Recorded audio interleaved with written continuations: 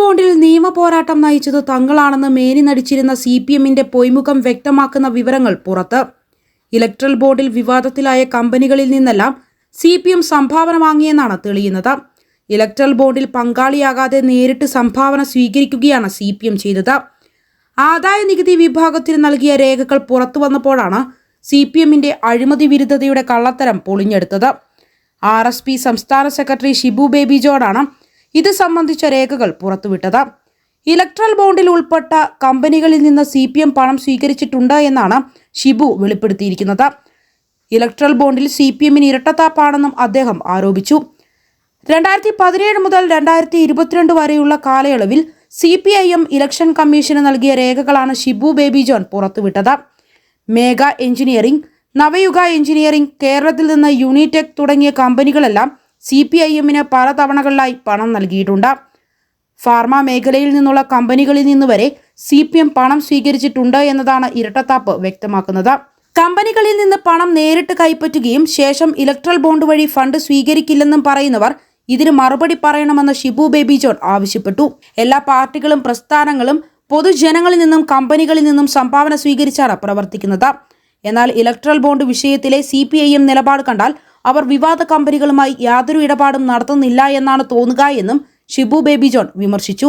CPIM general secretary Sitaram Yechury 2017 തെരഞ്ഞെടുപ്പ് commission നൽകിയ റിപ്പോർട്ടിൽ ഇലക്ട്രൽ ബോണ്ട് നൽകിയ കമ്പനികളായ നവയുഗ എഞ്ചിനീയറിംഗിൽ നിന്ന് 30 ലക്ഷവും ഹെറ്ററോഡ്രഗ്സിൽ നിന്ന് 5 ലക്ഷം രൂപയും സംഭാവന സ്വീകരിച്ചതായി വ്യക്തമാക്കുന്നു.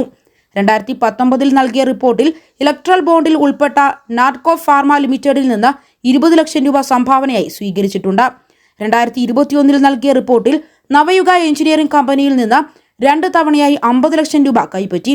2022 മേഘ ഇൻഫ്രാസ്ട്രക്ചറിൽ നിന്നും 25 ലക്ഷം രൂപ, ഡോക്ടർ റെഡ്ഡീസ് ലബോറട്ടറിയിൽ നിന്നും 5 ലക്ഷം, നാഡ്കോ ഫാർമയിൽ നിന്ന് 25 ലക്ഷം, അരബിന്ദോ ഫാർമയിൽ നിന്നും 15 ലക്ഷവും വാങ്ങിയിട്ടുണ്ട് എന്ന് രേഖകൾ പുറത്തുവിട്ട ഷിബു ബേബി ജോൺ പറഞ്ഞു. ഇതുകൂടാതെ കിറ്റെക്സിൽ നിന്നും മുത്തൂറ്റിൽ നിന്നും പണം വാങ്ങി.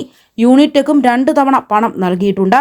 കേന്ദ്ര തെരഞ്ഞെടുപ്പ് കമ്മീഷന് നൽകിയ ഓഡിറ്റ് റിപ്പോർട്ടിലുള്ള പണം വാങ്ങിയ കണക്കുകളാണ് ഷിബു ബേബി ജോൺ പുറത്തുവിട്ടിരിക്കുന്നത്. വിവാദ കമ്പനികളിൽ നിന്ന് പണം വാങ്ങിയിട്ടില്ല എന്ന് പറയുന്ന CPMന്റേത് ഇരട്ടത്താപ്പാണ് എന്നും ഷിബു ബേബി ജോൺ ആരോപിച്ചിരുന്നു.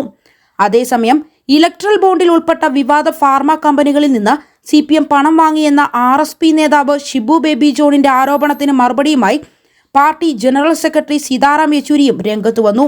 ഇലക്ട്രൽ ബോണ്ടിലൂടെ CPM പണം വാങ്ങിയിട്ടില്ല എന്നും കമ്പനികളിൽ നിന്ന് സംഭാവന സ്വീകരിച്ചിട്ടുണ്ട് എന്നും ഷിബു ബേബി ജോണിന് മറുപടിയായി യെച്ചൂരി പറഞ്ഞു. നിയമപരമായി സംഭാവന സ്വീകരിക്കുന്നതിൽ എന്താണ് തെറ്റ് എന്നും യെച്ചൂരി ചോദിച്ചു.